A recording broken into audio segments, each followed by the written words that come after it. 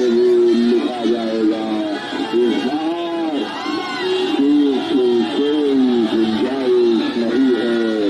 घरों से निकलकर 11 तारीख को स्कूल के बच्चे छाप का बटन दबाना है। स्कूल के बच्चे छाप का बटन दबाना है। अभिवादन स्वीकार कीजिए। जन सुराज का सुशांत किशोर जी के साथ।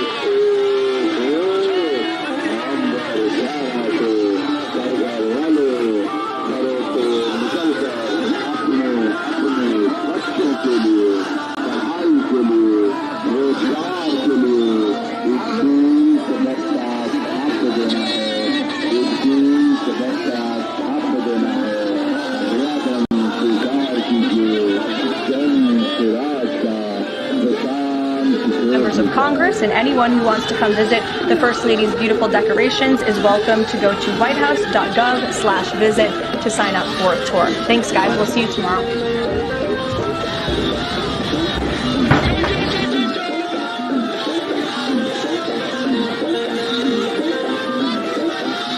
Coming up next, C-SPAN's in-depth coverage of today's elections and ballot measures. Election Night 2025 on C-SPAN. Your democracy, unfiltered.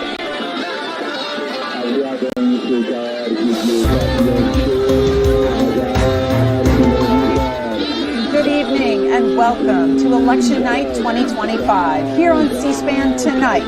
Results from all the key races with unfiltered coverage as democracy plays out across the country. On the East Coast, will New Yorkers elect a 34-year-old Democratic Socialist as the mayor of the nation's biggest city? On the West Coast, will California say yes or no to redrawing their congressional districts before the 2026 midterms? There are also closely watched races in Virginia and New Jersey for governor, 1 year after the 2024 presidential contest. These races will serve as a barometer of how voters feel about the party holding the White House. Regardless of who wins tonight, the results will be viewed through the prism of national politics. We are 364 days from the 2026 midterms and 1,099 days from the 2028 general election. Tonight on C-SPAN, election results from New York City, California, New Jersey, and Virginia. Candidate speeches, insights, and analysis from our guests, as well as in-depth coverage from Spectrum News in New York and California. And we, of course, want to welcome all of you to the conversation as well tonight. We want to hear from you, especially if you have voted in any of the contests tonight. Here's how you can join us. Democrats, 202-748-8920. Republicans, 202-748-8921. All others, 202-748-8922. And you can text if you'd like at 202-748-8903. Just include your first name, city, and state. Joining us in Washington this evening, Matthew Klein, who is with the Cook Political Report with Amy Walter, is an analyst for U.S. House and governor's races. Sabrina Siddiqui, who is a national political reporter with the Wall Street Journal. Thank you both for being here. We very much appreciate it. So let's set the scene, Sabrina, tonight. So big picture, what are you watching for in each of these races? We can start with New York. Well, I think with New York City, there's been so much focus on the unprecedented rise of Zohran Mamdani, who's a little-known, council member, and now, is being looked at as maybe the future of the Democratic Party. Not this singular future, but certainly one of the rising stars within the party. And the through line to me, if you're looking at New York City and if you're also looking at New Jersey and Virginia, is affordability and all the emphasis that Democratic candidates, whether it's Mamdani or whether it's, in Virginia or New Jersey, have placed on the economy.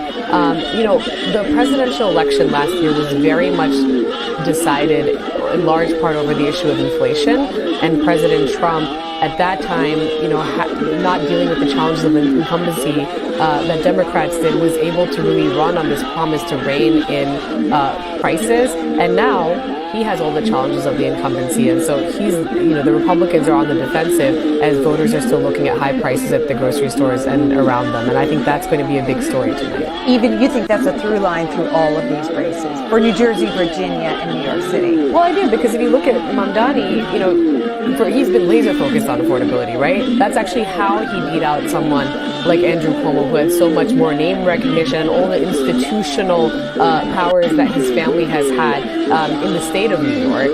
He was talking about a rent freeze, about free childcare for children under the age of 5, about free city buses. And then you look over at New Jersey and, you have Mikey Sherrill talking about, a utility freeze to deal with the rising cost of utilities. Obviously in Virginia, you also have Abigail Spanberger talking constantly about, the cost of living.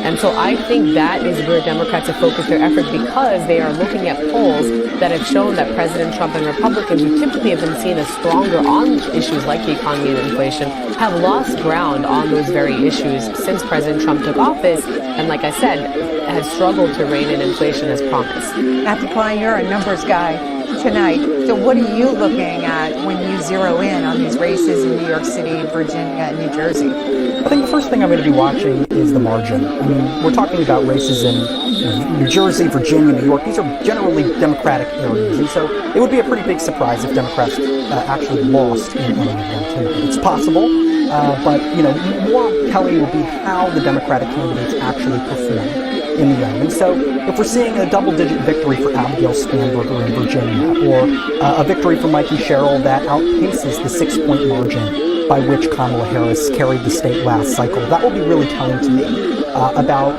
how excited Democrats are to come out right now. We've seen poll after poll indicates that Democrats are not all too excited about their own political brand. But if Democrats have a strong night tonight, it could be indicative of the fact that Democrats are still motivated to come out and vote against Donald Trump. And that will tell us a lot about 2026, when Donald Trump is once again going to be at the center of the equation. And in New Jersey and Virginia, back in the presidential cycle last year, President Trump did make inroads in those two states. He lost by about 6 points in each of those states, but he did gain some ground from previous election cycles. That's right, and it's given Republicans a lot of hope, especially in New Jersey, where it is a particularly pronounced swing, about 10 points from 2020 to 2024.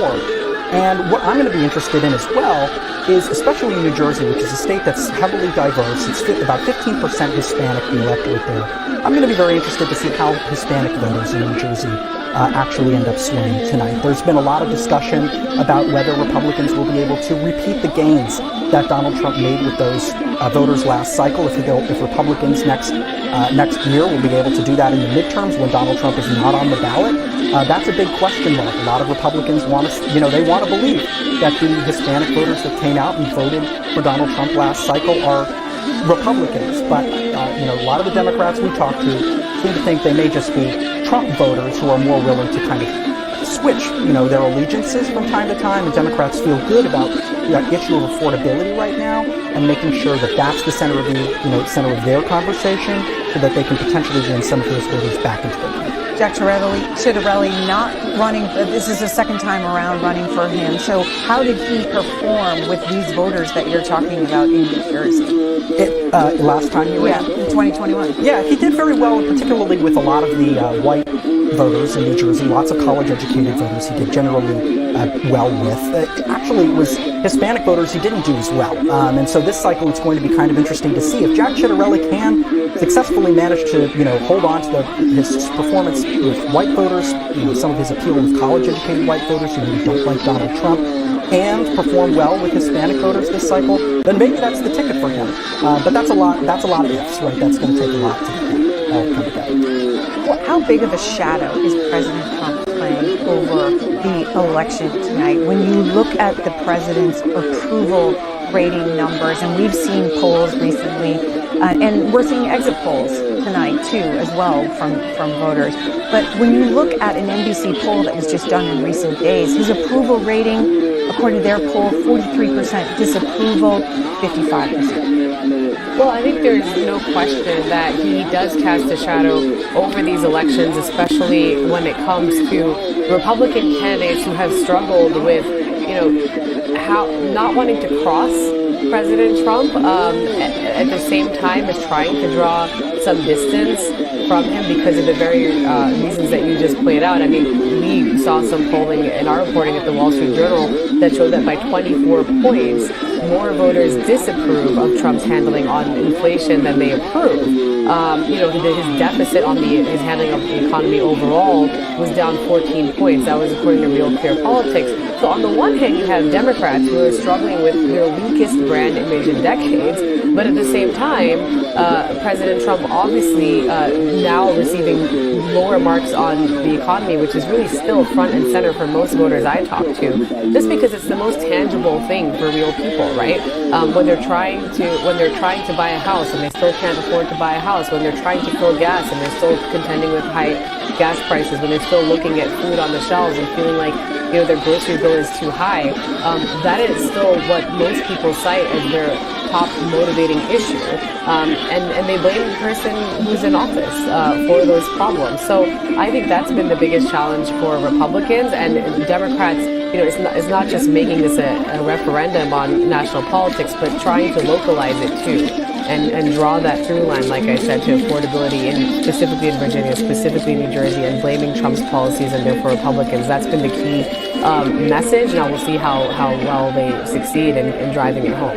Matthew Klein, there has been a historical pattern that New Jersey and Virginia holds their gubernatorial races 1 year after a presidential contest, and their voters like to pick someone from the opposite party of who's holding the White House. That's certainly true in Virginia. Since 1977, only one time has Virginia actually stuck with the party that's holding the White House. That was in 2013 under some pretty unusual circumstances. So, yes, we would expect to see Democrats flip the governorship in Virginia tonight. New Jersey's interesting because we're going to see sort of a test of two historical trends in New Jersey. Yes, New Jersey, it tends to swing against the party in power, much like the country does as a whole in midterm elections. But it also hasn't elected the same party to the governorship 3 times in some 60 years. 1965 was the last time that happened. So if Democrats pull off a victory tonight in New Jersey, and we think that they probably will at this point, then it's going to be that would be a pretty historic win for them in their own right. We are in the final hours of voting this evening, and the polls close in Virginia in less than an hour. What are you watching for when the polls close? I'm going to be very interested to see, first of all, I'm going to be very interested to keep an eye on this Attorney General's race. In the last couple of weeks of the campaign, it was obviously rocked by a major scandal involving Jay Jones, the Democratic nominee, and a text message that he had sent to a state legislative colleague in which he seemed to support the idea of political violence against members of the Republican caucus there. We talk a lot about candidate quality at the Cook Political Report, and this is an example of a candidate who's really struggled with candidate quality, but also, at the same time, we talk a lot about partisanship and how calcified our partisanship is these days in American politics. And so I wouldn't, I think we're going to be very interested to see, does Jay Jones actually get weighed down by that scandal, or is he able to pull off a victory tonight? And a lot of that's going to depend on the margin by which Abigail Spanberger is winning. We've heard folks say, if Spanberger is leading this race by about 8 or 9 points, that's probably the threshold by which Jones can be carried over with her. We don't tend to see a ton of ticket splitting in these races. Sometimes voters don't even know much about the races that go, further down than the governorship. So I'm going to be very interested to watch that. When you look at the election results in Virginia and you compare 2024 to 2020 and how President Trump did against Kamala Harris in 2024 and against Joe Biden in 2020, what are the differences there? Yeah, I think the really big difference was Kamala Harris had a problem. This was not just exclusive to Virginia, but certainly it was pronounced in places like Loudoun County with minority voters. Even though she was the first Indian American candidate to run on a presidential ticket, she did very poorly with Indian American voters. There are large community in Northern Virginia. Hispanic voters are also another large chunk of Northern Virginia. And then, of course, just, sort of typical sway in some of the places like Virginia Beach, which has some more of the working class population, where Joe Biden may have just had a little bit more appeal, and she didn't quite have that same match. But I think the really interesting tell tonight will be with these minority voters, and we're very, very eager to watch how that turns out. Let's turn our attention to the California redistricting battle. Sabrina Siddiqui, what are you watching there? Yes or no on redrawing the maps for the 2026 midterm elections? Well, I expect that Governor Newsom's effort will succeed. Look, I think it's very interesting because when you talk to Democratic voters, I should say, they really want to see party leaders fight back against President Trump and Republicans in a more meaningful way. And this is one of the more tangible ways in which they are presenting voters with the opportunity to do that. Because, this is obviously a response, the first major response, if you will, from Democrats against, these unprecedented efforts by President Trump and Republicans to redraw congressional maps this year. Obviously, this happens once a decade, the redistricting process, but because it's happening outside of the typical process, and President Trump has been pretty open about the fact that he wants more Republican states to redraw their maps in order to help prevent Republicans from losing control of the House in next year's midterm elections.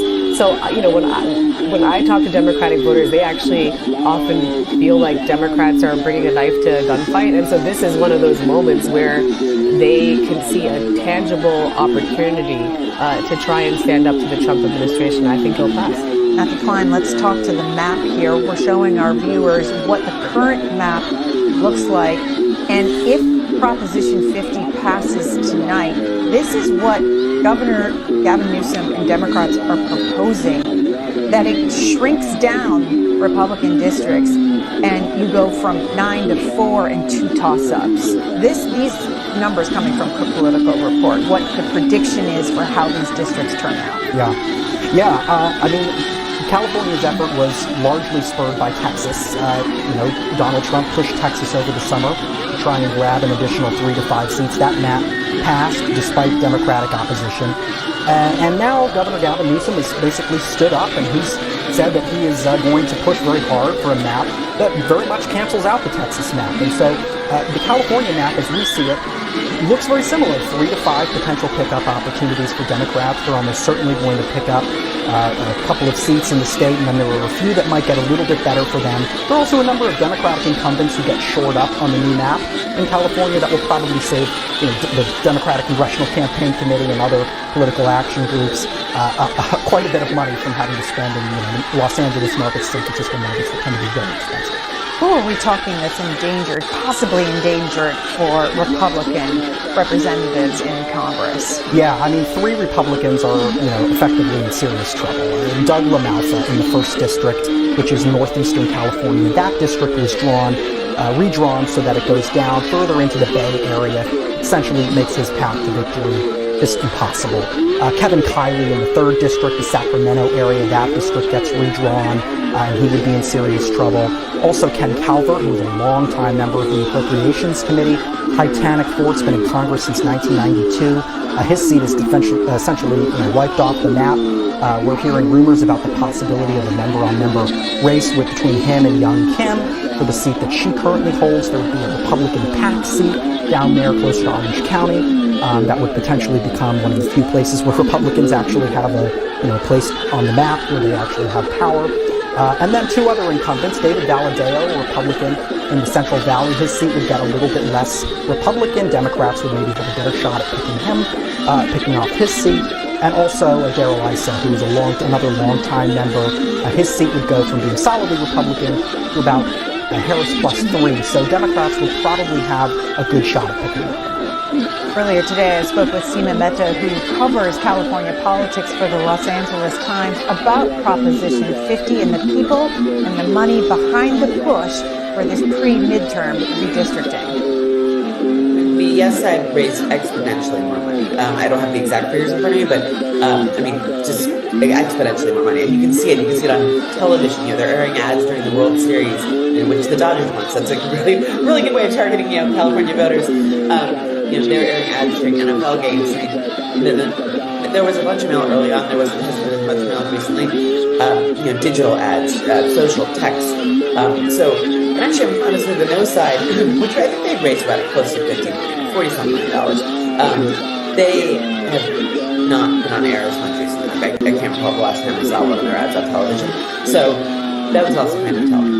What do the polls say? The polls, when this was first put on the ballot in August, when state lawmakers voted to put it on the ballot, it was really everyone, both sides of the aisle, and the polls showed that it was really like a coin toss, like a jump ball. No one knew what was going to happen. But after all of the spending, the most recent polls, including one by UC Berkeley that was co-sponsored by the Los Angeles Times, show that this is likely to pass. I mean, it's an off year. It will depend on turnout because we don't know what the turnout's going to look like. But so far, as of last night, I think 29% of California's 23 million registered voters have already cast ballots. Before election day, for mail ballots and early voting. So it depends on what turnout looks like today, because a lot of the ballots that were cast early were Democratic. Democrats obviously outnumber Republicans in the state by quite large numbers. But a lot of Republicans are saying in our poll that they were going to wait to vote until election day. So the question is, how many Republicans turn out today? Yeah, and of those numbers, the Associated Press says that the Democrats are about 45% of registered voters, while Republicans are about 25%. So for those that support redistricting in California, those that are going to vote yes on Proposition 50, how do they view their vote? It's an interesting thing because when redistricting was first proposed for both legislative districts in 2008 and congressional districts in 2010, both the state Republican and state Democratic parties opposed it, and it's rare to have them agree on anything, so that's kind of remarkable. So now you have the two parties taking like a very totally 180 opposite views about this. But among those Democrats who are supporting this, who generally, I think, there's a lot of voters we talk to who they do believe in the independent redistricting commission, and and then not gerrymandering, and not having parties an influence on how districts are drawn. But they also believe that that this is at such a critical moment in history, and that they need to fight President Trump's agenda. Honestly, we saw the immigration raids that started in Los Angeles in June.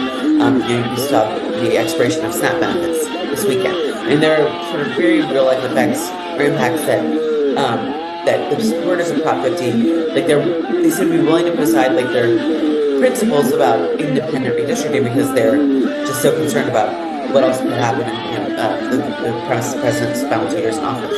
And how do those that oppose Proposition 50 view their vote? It's interesting because on both sides they're both arguing for democracy, but they're going out with a different conclusion. And so the opponents say that California has the gold standard in terms of our independent redistricting commission, and it's really interesting because the number of the people who are opposing this and talking about how wonderful the independent commission is, they oppose the creation of the commission. But they're arguing that this is against the will of the electorate, that California voters voted to create this, and that the commission has done a good job in the 2 times it's done redistricting. So that this is an affront to the electorate. How does Gavin Newsom view the outcome of tonight's ballot initiative? What does it mean for him? Oh, I mean, obviously, he's admitted that he's considering running for president, and I think, he was able to use this to, increase his national platform, to increase his small dollar fundraising base, the number of emails, cell phone numbers, etc. from across the country that his campaign got, when people donated. Obviously you had like the labor unions, etc., and the billionaires giving a ton of money, but the small dollar donors, he really exponentially increased his fundraising base there. So if he does run for president, it could give him a little bit of a boost in terms of donations.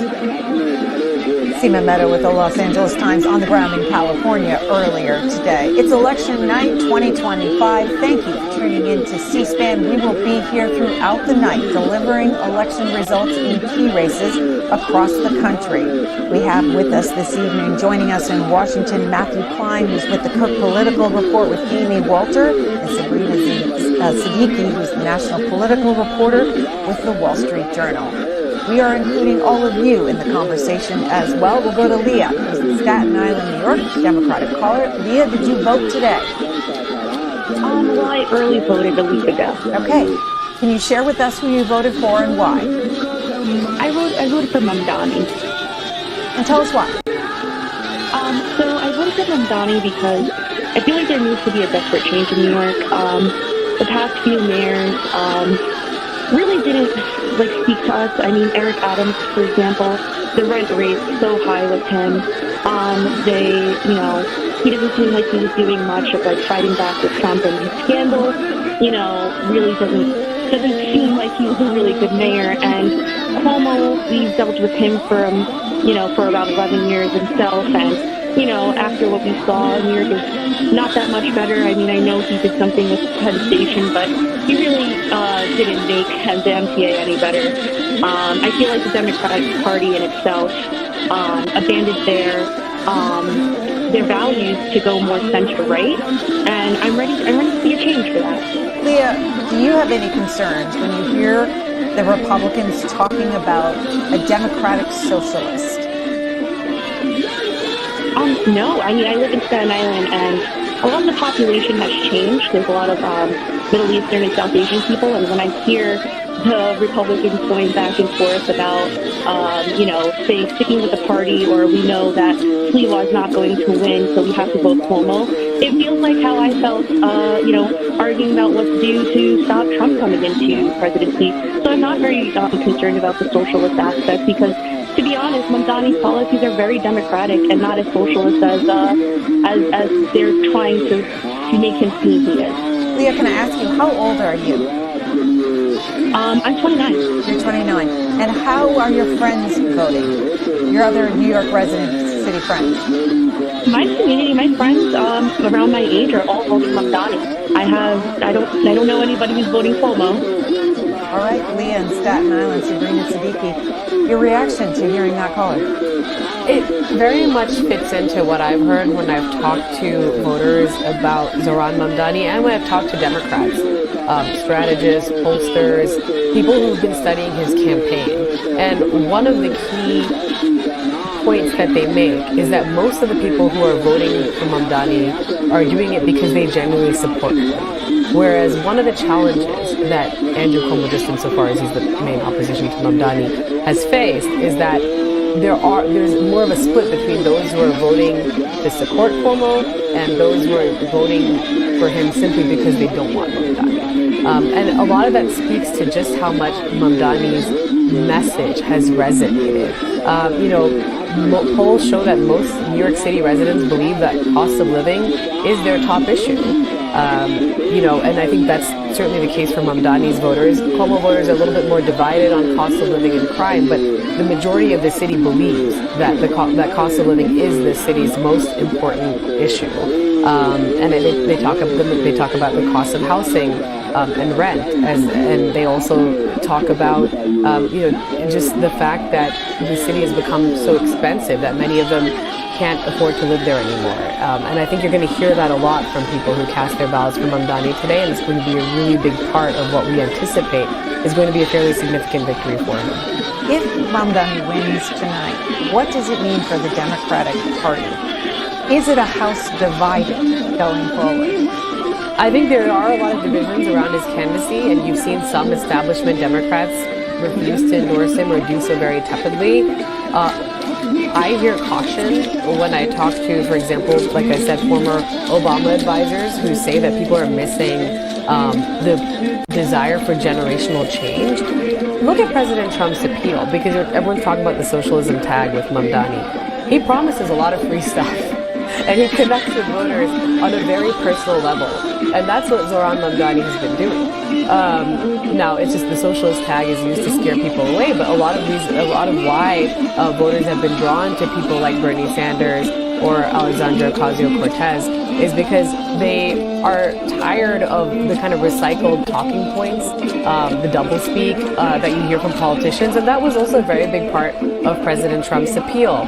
I do think that the groups, some of these groups that Democrats have lost are key parts of their coalition. Mamdani is the kind of person who's bringing them back. Now, New York is not necessarily a microcosm of the country, but at the same time, I think he's shown that if they learn the right lessons from 2024 and they are not afraid to maybe be a little bit more bold in their messaging and to not shy away from some of the scare tactics that people have used around someone like Mamdani, then there is an ability to make inroads with the very types of voters that they lost in last November. You've mentioned some of the highlights of Zoran Mamdani's bio. New York State Assemblyman, endorsed by the Democratic Socialists of America, called for rent-free, city-owned grocery store pilot, free buses. He has been pushed by and propped up by the likes of Bernie Sanders and Congresswoman Alexandria Ocasio-Cortez. What does it mean for AOC's future if he were to win tonight? I think AOC's future was probably pretty bright no matter what. I think, the real question about her is whether she'll choose to run for president in 2028 or potentially to primary Chuck Schumer. Chuck Schumer finds himself in a very uncomfortable position, and it's worth noting that unlike Hakeem Jeffries, who did eventually endorse Zoran Mamdani, Chuck Schumer never did. And so Schumer finds himself in this very awkward situation where he now represents a city that's most likely going to have Zoran Mamdani as his mayor. He's going to have to figure out how to address that one way or another, because the questions are not going to stop. Yeah, and there was reports today that Chuck Schumer told reporters he voted, but he didn't say who he voted for. Right. So going forward then, when you're looking at results tonight, where do you expect Zoran Mamdani to get much of his support? You heard that voter in New York City talking about previous mayors haven't done much for us. And it's been a lineup of Democratic mayors in New York City. The last Republican mayor was Rudy Giuliani. Michael Bloomberg. But yes, certainly true. And I think, one of the things that we're going to be watching, I'll be keeping a very close eye on Brooklyn. Brooklyn has changed dramatically. It's become this, very left-wing, sort of real progressive powerhouse. You see a lot of recent college graduates that have ended up there, young people, the sort of the backbone of the Mamdani coalition that has really powered him. So I expect he's going to do very well in Brooklyn tonight. Cuomo obviously is going to try and he's looking to do well with Jewish Americans, particularly in the Upper West Side of New York, Manhattan. And I think we're going to be, some of the other areas like the Bronx, which were originally expected to be sort of a Cuomo stronghold and where he did very well in the primary, may actually end up, we could see sort of a shift tonight as Mamdani has become better known and his message about affordability seems to have resonated more with working class voters there, particularly with working class minority voters in the Bronx, which is one of the lowest income counties in the entire United States. States. Let's turn our attention to Virginia. We're about 30 minutes out from the polls closing in Virginia. Olivia is calling from Alexandria, Virginia, an independent caller. Olivia, did you vote? Yes, I did. And how did you vote? Who did you vote for? Republican. Okay, all the way down the ticket? All the way down. Okay, and tell us why. One of the things was I would be appalled if the Democrat wins, because for people to vote for the Democrat who calls for the killing of Miyares and violence on his kids, they are crazy to vote for that guy. Lately, I've been here for 30 years. Democrats have become so hateful and angry against anybody who says anything against what they stand for. That's why I voted Republican. I'm also against killing babies, because it's killing babies. Let's call it by its name. That's criminal. That's why I voted all the way Republican. And I hope and pray that not all the names are, for the governor and Miyares and the other person. I hope at least one of them gains the Republican vote, and maybe all three of them. Okay. All right, Olivia. And let's talk about the Republican ticket. Well, the Republican ticket, abortion has been a central issue in this campaign. Abigail Spanberger has, really tried to define Winsome Earl Sears by statements that she herself had made, the lieutenant governor had previously made, on the issue of abortion, in which she had expressed the view that it was a wicked. That is not a particularly popular position in Virginia, although certainly there are people who feel passionately about it on both sides. I think, Winsome Earl Sears really struggled early on. In many ways, these off-year cycles, the cake is almost baked from the beginning.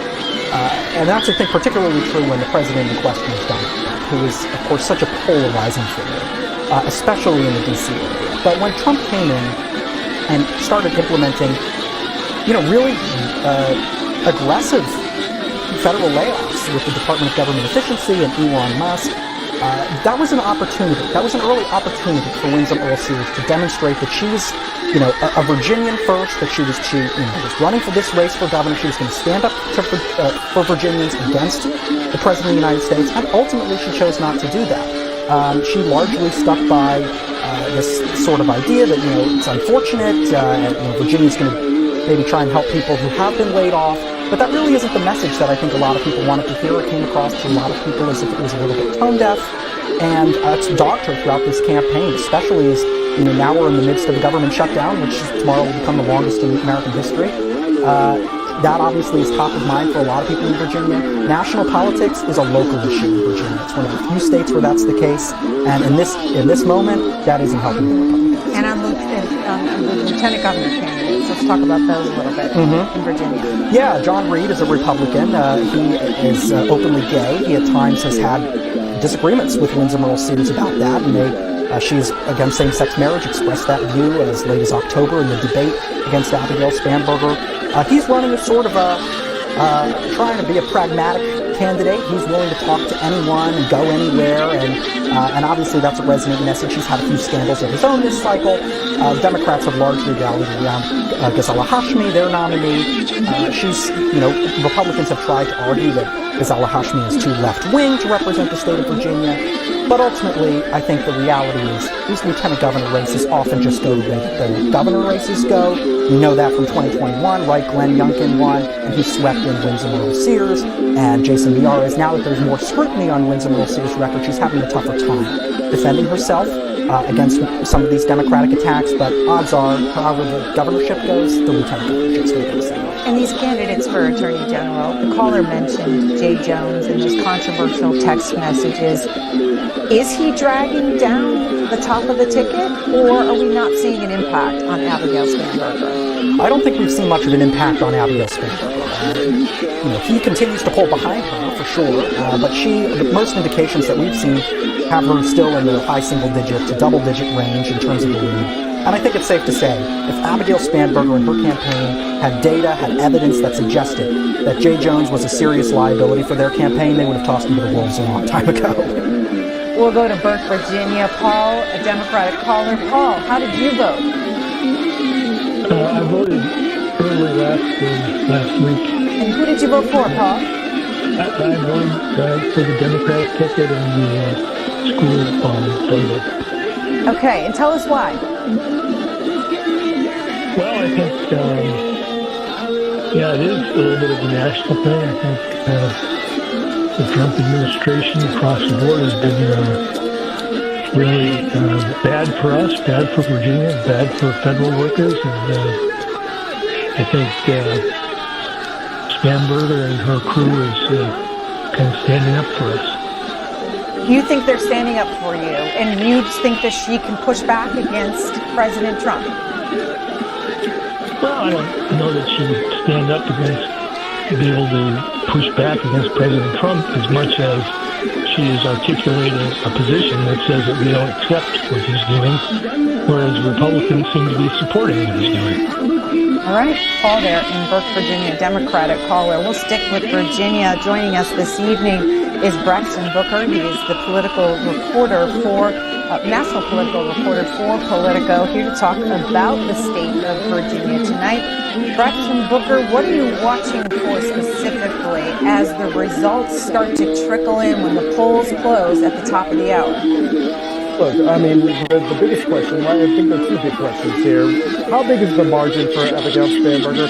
I'm currently at the Winterville Sears campaign headquarters in Leesburg, Virginia. It is not a big crowd here just yet. Now, there's still a little over 20 minutes before polls close, so maybe we'll see kind of a trickle of supporters come in here, but it's a pretty empty room where we are, and it's well lit. The stage looks really good from my vantage point, but there's really just nobody in the room at this point. So we're looking at how big. There's the shot right there.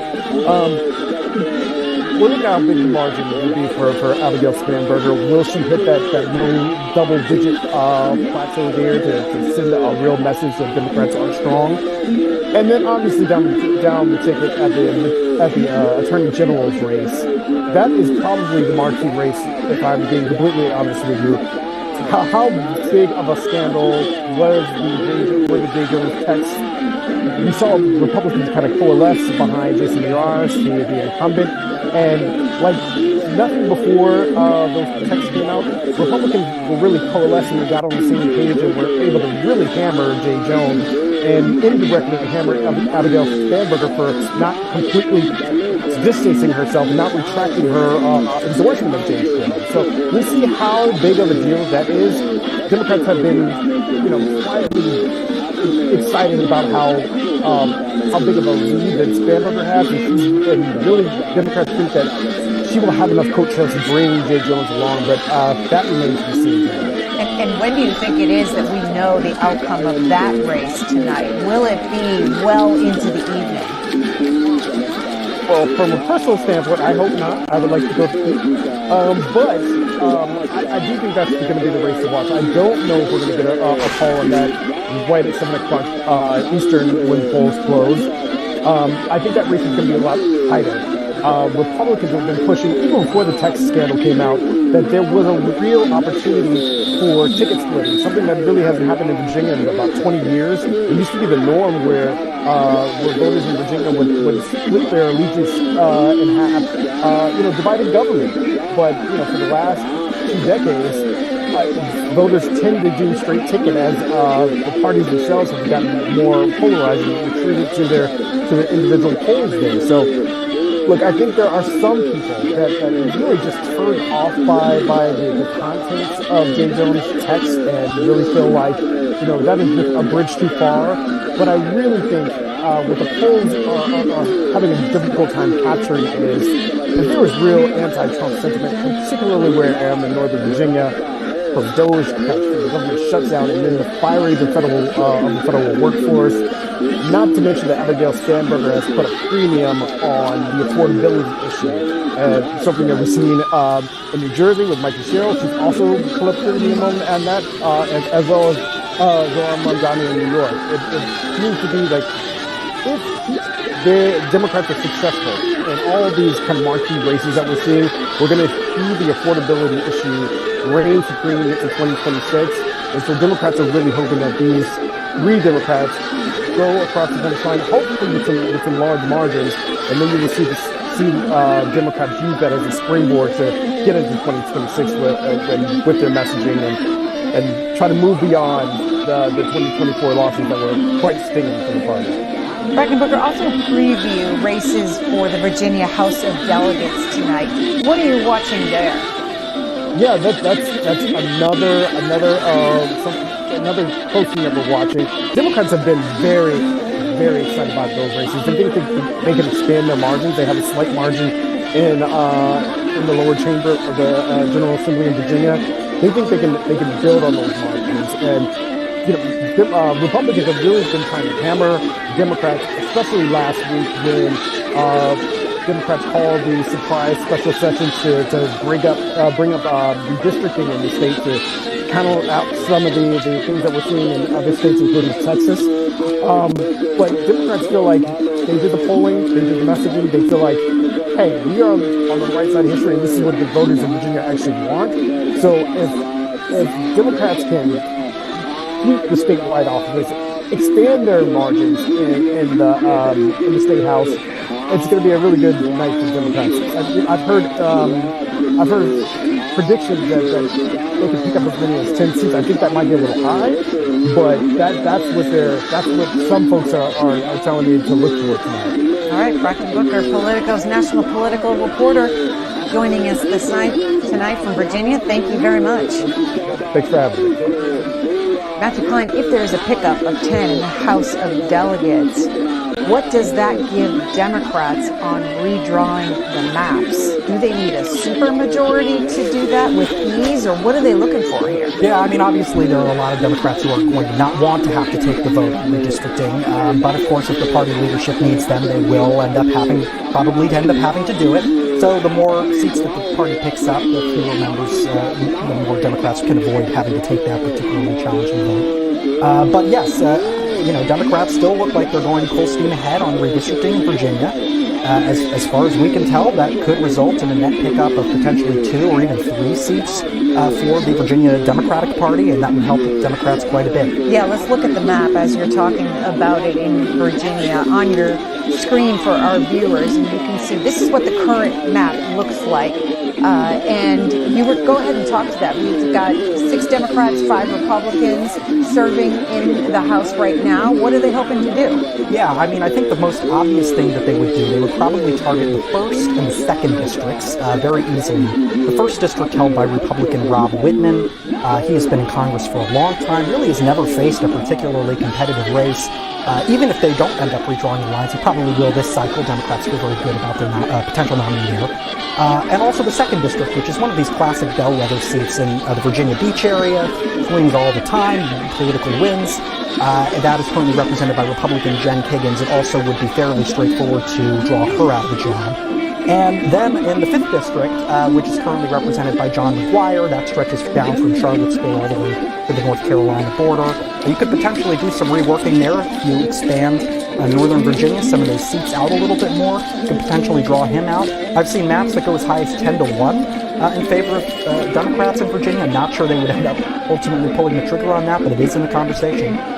And we are about 15 minutes away from the first polls closing in Virginia. By the way, on cspan.org, you'll be able to follow along county by county with election results. The data on our website comes from the Associated Press. We rely on them tonight to make projections, to declare winners. You'll be able to follow along with all that data, play around with the maps as you continue to watch here on C-SPAN. Let's go to New Jersey. Ethan is in Marlboro, New Jersey, a Republican caller. Ethan, who did you vote for tonight? I voted for Jack Ciattarelli. I voted Republican down the line. And I'm going to tell you why.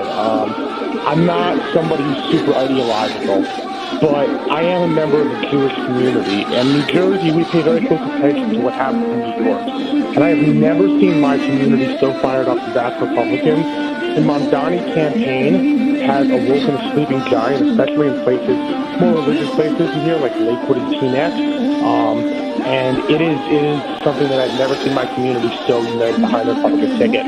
So the Democrats, who have relied on Jewish votes for decades, really, I think, should check themselves. Even if Mamdani becomes mayor of New York tonight, which he probably will, they're alienating a voter bloc that has been loyal to them for a long time. And that's something they want to consider for future elections. All right. Sabrina Siddiqui, your reaction to hearing that about what's happening in New York City mayoral race having an impact on the New Jersey gubernatorial race? Well, I think one of the issues that has obviously been raised by Zohran Mamdani's opponents is his very sharp criticism of the Israeli government and its conduct in Gaza. And he's called it a genocide. He said that he would issue an arrest warrant for Prime Minister Netanyahu if he were to come to New York. And I think it was a big focus, actually, for former Governor Cuomo's campaign to try and use that as a liability and especially appeal to Jewish New Yorkers who are more supportive of Israel. And clearly there's a trickle-down effect in that messaging if you're, thinking about what we just heard even in New Jersey. But by and large, if you just look at the margin by which he's expected to win and just the support that there's been for his campaign, it's quite clear that the election has not really been about Israel and his views on a foreign policy issue, and that the election in New York, and I think still in New Jersey and Virginia overall, is very much going to be about the economy, which is why Mamdani has been successful, because even when people have raised comments that he's made about the Israeli government and its prosecution of the war, he addresses them, but he kind of pivots right back to the issue of affordability, right? He's just relentlessly on message because I think there is an acknowledgement that is ultimately what's driving voters as they go to the polls. And just also, I do think that there are also key constituencies that Democrats lost because in 2024 because they did not believe that they were sufficiently critical of Israel in the way that it was prosecuting the war and of the humanitarian crisis in Gaza. There was a lot of anger and frustration over the Biden administration's support for Israel and continuing to arm Israel despite mass civilian casualties, despite famine in Gaza. So, I think there are also a lot more Democratic parts of the Democratic base that actually agree with Mamdani's criticism of Israel, and that's why it hasn't necessarily been a deal breaker. Matthew Klein? Yeah, I think that's probably true. I think for Democrats, in particular last cycle, thinking about some of the problems that Democrats faced, particularly with regard to the war in Gaza, Democrats were sort of in a complete bind.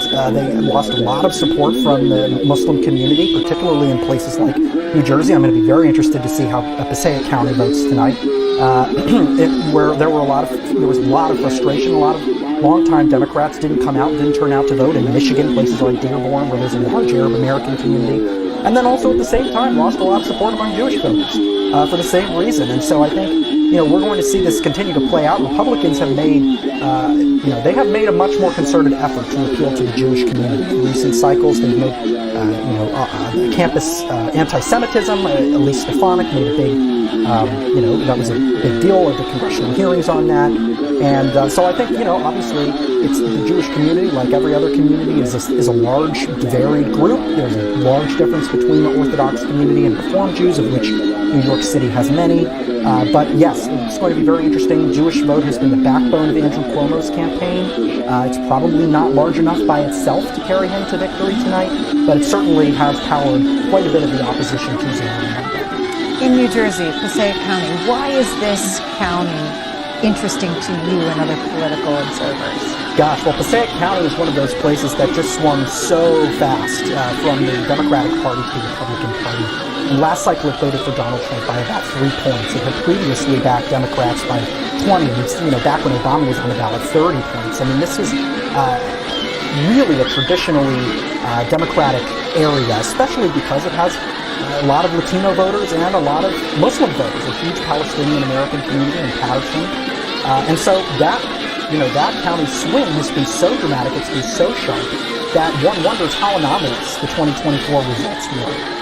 One has to, I'm very curious to see. Mikey Sherrill has put in a decent amount of investment there. Jack Ciattarelli has also made quite a few appearances up there. So I'm very interested to see how that area votes this time compared to how it voted in 2024, whether that could be part of a permanent shift, permanent realignment among those communities, or if it's really more just a one-off. All the results happening here on C-SPAN tonight as part of our election night coverage of 2025. And as we said, we're relying on the Associated Press to make the calls this evening. Earlier today, we spoke with David Scott, who's the Associated Press's Vice President of Election Services. And we talked to him about how the Associated Press collects the data on Election Day. Well, it's a huge operation for us, and it's the part of the core of our mission as a news company that's rooted in facts and nonpartisan reporting. We are collecting data. We're collecting the vote count at literally thousands of local, what we call reporting units, counties in most places, towns and cities in New England, where elections happen. I mean, we like to think about elections as a national event or statewide events, but really elections in America are local events. And all of our local counties and our jurisdictions, they conduct the elections locally. That's where we vote. And the mechanism for adding all those votes up on election night in real time is the Associated Press. That's something we've done since the founding of the cooperative way back in 1848, 2 years actually after the cooperative was founded, because we thought that there needed to be a source for fact-based, independent reporting of what the voters had decided. We didn't want to wait for the process to play its out. We want to know on election night who's won. So we go out and we count the vote. How quickly do you count the votes? Well, certainly as quickly as we can, and it varies. In some states, they have local election rules that are set at the state level or at the local level that are designed to facilitate a very fast count. They want to have a process that's designed to count very quickly. In Florida, for example, not a state that's voting tonight, but after what happened there in 2000, they redid their election system to facilitate that. California, which is a state that's voting tonight, they take a very different approach. They look to maximize participation, and so it could be weeks until we know all the votes and what the final totals are in California. But as soon as election officials are reporting those votes tonight in all the places that are having elections, we'll be adding those totals to our tally and reporting them out to the world. How does the Associated Press decide to call a race? Well, it's a pretty simple calculation for us at the top line, and then there's a lot of things that go into that. But the underlying mission for us is we don't declare a winner in any election, and so we are confident that the trailing candidates can't catch up. And so that's the thing that we're looking for. What votes are outstanding? What types of votes are outstanding? Where are the votes that haven't been counted yet in a state or in a district or in a jurisdiction? Where are they coming from? And all of that gets fed into our analysis for us to be able to answer that question: can the trailing candidates catch up? And until we are certain that they cannot, we don't declare a winner. And it's only when we're certain that the person who's in the front will remain in front that we say that that person has won the election. What is exit polling, and will it play a role tonight? Yeah, so exit polling is the sort of the traditional way to describe a survey of the electorate that takes place when a pollster is interviewing people as they leave a polling place, as they exit the polling place. For the last 8 years, we at the AP have used a different methodology that was more focused on talking to people where they are, so by mail, by phone, text message, and email, because of so much of the vote is conducted in advance. This year, we're partnering with the U.S. broadcast networks as well as a firm called SSRS to combine the methodology that we've used over the last 8 years, plus exit polling, interviewing people as they leave polling places, to try to get that snapshot of the electorate. And that's really at the core of what that exit poll, or we're calling it the voter poll, does. We're trying to understand who is voting, what issues they cared about, and what motivated them to cast their ballots. We certainly look at the results of the poll to see what we might learn about what's going to happen and who's going to win. But we're really trying to understand the electorate and who's come out to vote and what motivated them. What impact do you think these combined efforts will have tonight? You're doing it a little bit differently than previous elections.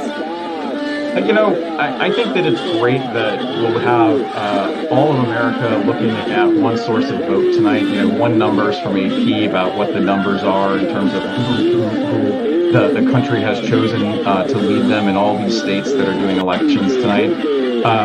You know, we work really hard and have for more than 170 years to count the vote from a nonpartisan, transparent perspective. We add up the votes. and it's great that we're all going to be looking at one set of data that says what the voters have decided. Because it's really a night that's not about the politicians or the candidates. At least to me, it's not about the media. It's about the voters. It's about the people who've gone out, cast the ballot either early or today, and what decisions they have made, and thinking about them and what that data is. And it's a reflection of the choices that all those voters have made about who they want to lead them, and we try to keep them front and center in our minds. Dave Scott of the Associated Press in our conversation earlier. And again, we're relying on the Associated Press tonight to call races. You can find all of the results if you go to cspan.org. And of course, we hope you stay here with us on C-SPAN tonight because it's election night in America. We'll be giving you the key results in New York City, Virginia, New Jersey, and California. Joining us this evening is Matthew Klein. He is with the Cook Political Report with Amy Walter. Analyzes House races as well as gubernatorial. And Sabrina Siddiqui is with the National Political Reporter with the Wall Street Journal. And we thank you both for being here with us tonight. We are just about, 4 minutes away here from Virginia polls closing. Matthew Klein, do you think we'll get a call right away? Oh, right away? I don't know. That's a good question. It will probably come fairly quickly. Based on everything we've seen so far, this is really going to be the decisive night for Abigail Spanberger that a lot of the polls have indicated that it might be. Then, yeah, we'll probably get a call fairly soon. It'll take a little while longer to call the Attorney General's race. Obviously, there's a history of voting very competitively. The Attorney General contest often take a little bit longer in Virginia, and I think because of the circumstances of the current contest between Jay Jones and Jason Miyares as the incumbent Republican, it's probably going to be, a fairly long night before we have an answer on that one. One of our first callers came from Arlington, Virginia, suburbs here of Washington, D.C. Talk about Northern Virginia. How populated is this part of the state? And how quickly do they count votes there? Yeah, Northern Virginia is the engine of Democratic strength in Virginia, and it's part of the reason that the state swung from being sort of a Republican stronghold back in the 80s and 90s, really one of the few southern states that was Republican, to now being one of the few southern states that votes Democratic. The growth of Northern Virginia, Arlington, Fairfax County, Loudoun County in particular, Prince William, some of those counties where it's really expanded out, has just been a huge, huge asset for Democrats. And it's also been particularly hard hit by the federal workforce layoffs that have happened and the government shutdown. And the government shutdown doesn't just affect people who have been directly laid off by the federal government. Around here it affects, the people who are contractors for the federal government or who work closely with federal employees, rely on federal employees, getting them, to and from for their businesses. And so, yeah, absolutely. Northern Virginia is an extremely crucial part of this equation. Some parts of it count faster than others, so we'll keep an eye on, which parts do and don't. But I think, we'll get a pretty good sense of it pretty early. When you look at the state, where are there Republican strongholds versus the Democratic strongholds that you just talked about? Yeah, Republicans have much stronger bases of support out in rural Virginia, particularly out in western Virginia, more Appalachian. It's more mountainous, culturally more conservative out there. Republicans also do fairly well in some of the suburbs of Richmond, the exurbs of Richmond. They've really lost a lot of ground here in Northern Virginia, so they used to have a decent base of support in Fairfax County. And in recent years, that's kind of gone away, and they've become a much more rural-centric party. There is some Republican strength still in the Virginia Beach area. That continues to be represented by a Republican in Congress. But by and large, Republicans have seen while they may have seen their geographical footprint expand a little bit, they've taken over some more of the rural area. Their actual share of the vote has diminished in recent cycles, and it seems like tonight's going to be another example of that. So when you look at the votes coming in right away when polls close at 7, as we see the percentage start to trickle in, what will it look like? Could it look lopsided at first? Yeah, certainly. And I think it's important not to make too many predictions based on anything that we're seeing really quickly. We'll want to wait until we have some counties that have fully reported, which may take a little while, before we can start actually comparing them to where things were last cycle in 2024, 2021, 2020. Abigail Spanberger, if she wins tonight, Sabrina, what does that mean for the Democratic Party? She's a national security candidate, a moderate Democrat. What does the party do with that? Is that a winning formula for them? I think the party believes that it is, because I think they're looking at all of this depending on where that candidate is elected, right? So Abigail Spanberger is a very different type of candidate than Zoran Mamdani, and it's very likely that both of them will win their races tonight. And in some ways, it's the best of both worlds for Democrats, as they are trying to reassemble this coalition that they lost in the last election cycle, where they were really struggling between appealing to centrists, in a race ultimately eventually between Vice President Harris and President Trump, at the same time as trying not to contend with the fact that they had turned off a lot of the progressive, liberal-leaning base. I think Democrats are pretty enthusiastic about her candidacy. Also, she will make history. Either way, history will be made. Virginia will be electing also its first female governor, which is also worth marking, even though they didn't talk about it a lot on the campaign trail. But coming back to just the themes that we've seen, I think, if tonight is ultimately about cost of living, the economy, inflation, then I think Abigail Spanberger is going to have a really good night.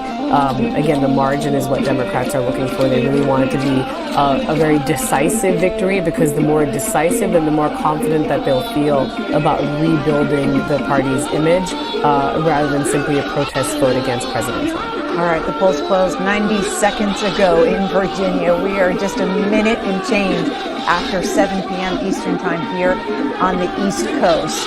And we are watching the candidates in the Virginia gubernatorial race. We've got cameras at the headquarters tonight. On your left is the headquarters for Abigail Spanberger. She's in Richmond, Virginia, the capital of the state. And the lieutenant governor, the Republican candidate, Winston Earl Sears, she is in Leesburg, Virginia. Candidates come out to speak. We will bring you live coverage of their remarks. That's all part of C-SPAN's Election Night 2025 coverage. While we wait for results to come in, Brandon's in Williamsburg, Virginia, Democratic caller. Brandon, we are watching this race closely right now here at 7:02 p.m. Eastern Time. Who did you vote for? I voted Abigail Spanberger. And why did you decide to go with Abigail Spanberger? Because she needs to help President Trump the trains to run again, because Abigail Spanberger is wonderful. All right, Brandon there in Williamsburg, Virginia, Democratic caller. And again, we are watching Virginia tonight to see if the Associated Press calls this race on the early side. We heard from the Associated Press earlier. They want to see a good representation of votes in the counties, and they're also basing their call on the exit polling.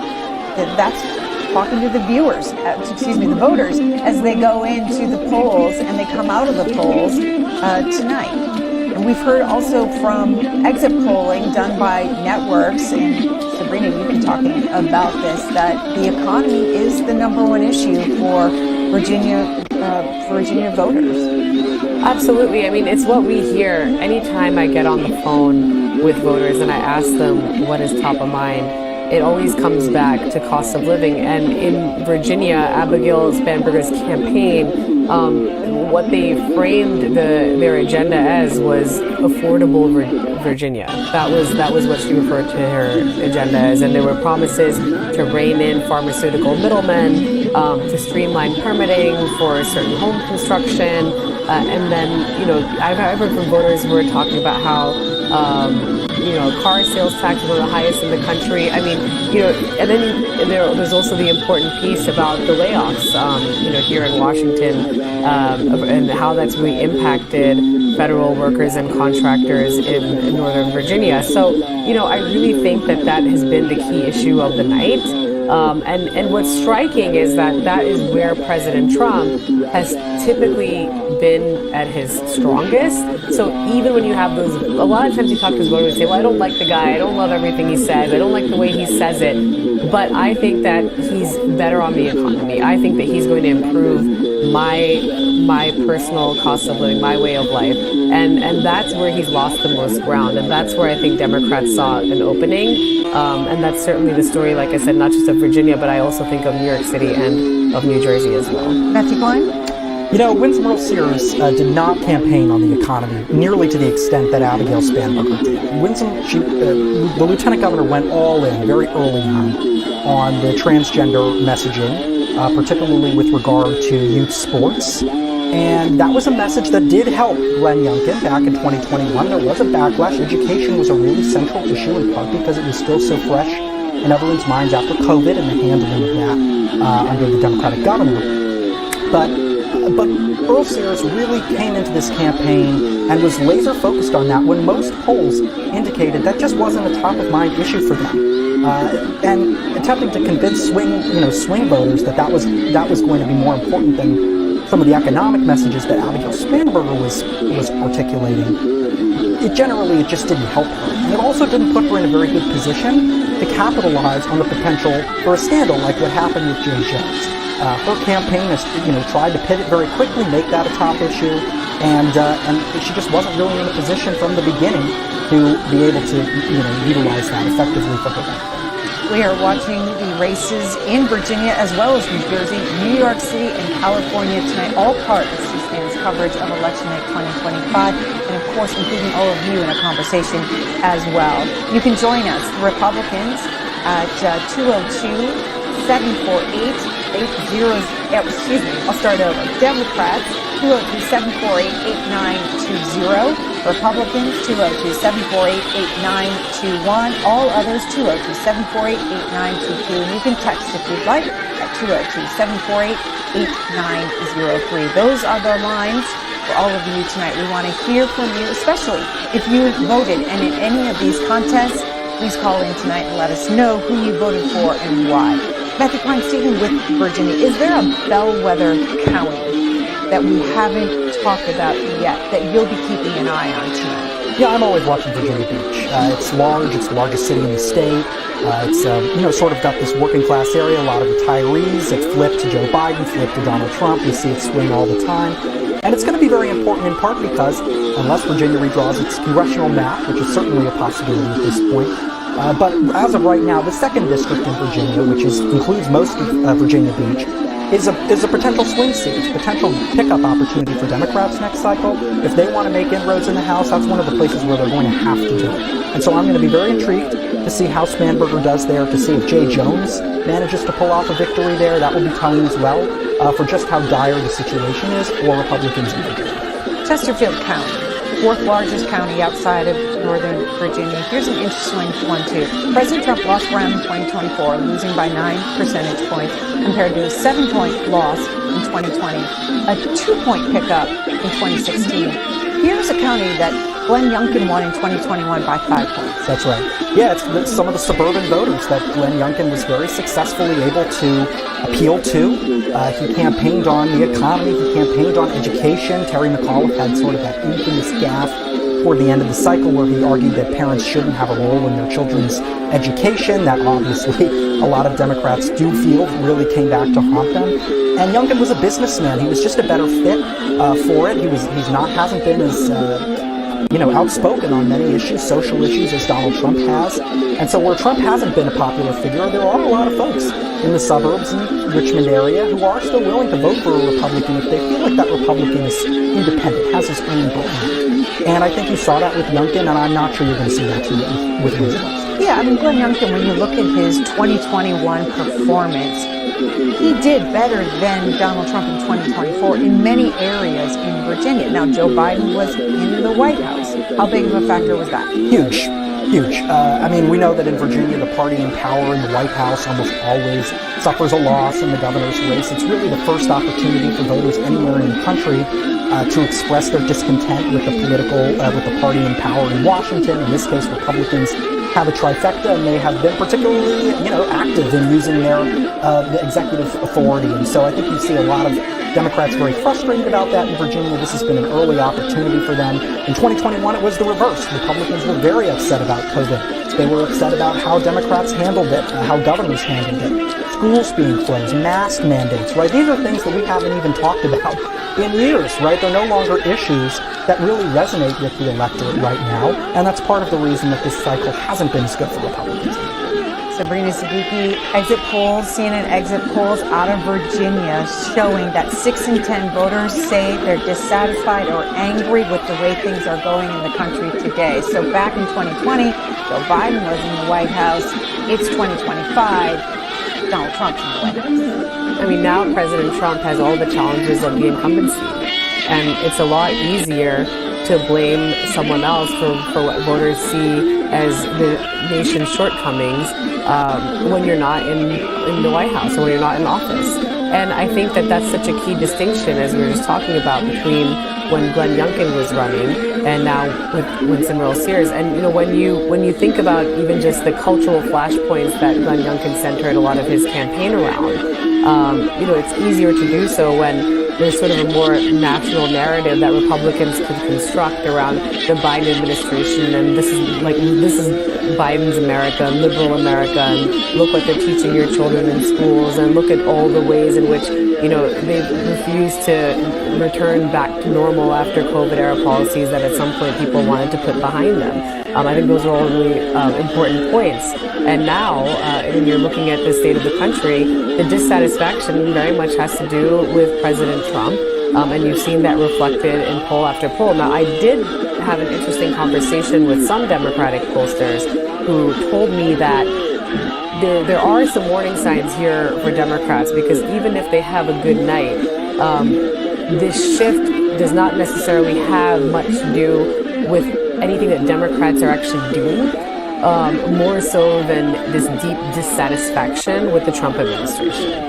And their inability to bring costs down. So, you know, I think that it's a little bit more of a way of expressing to the party to be a little bit cautious and not necessarily take a huge victory lap when there's still a lot of problems with the Democratic Party's image. And I don't think that those issues are going to resolve themselves tonight, even if they have a strong win. All right, let's just take a look at Virginia right now. This is 0% of votes in, and you can see here that Abigail Spanberger, the Democratic candidate here, leading by 2,609 votes. Her share of the vote, 64.7% to 35.2%. Again, very early. Associated Press has 0% of votes in. This is the lieutenant governor race, and you can see again the Democratic candidate there.